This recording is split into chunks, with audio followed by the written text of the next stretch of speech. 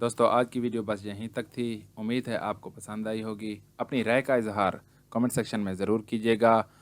अगर आपने हमारा चैनल रूह इंसान सब्सक्राइब नहीं किया तो जल्दी से कर लें, क्योंकि हम आपके लिए ऐसी अच्छी अच्छी वीडियो लाते रहेंगे। मिलते हैं एक नई वीडियो के साथ, तब तक के लिए अपना ख्याल रखिएगा। अल्लाह हाफ़िज़।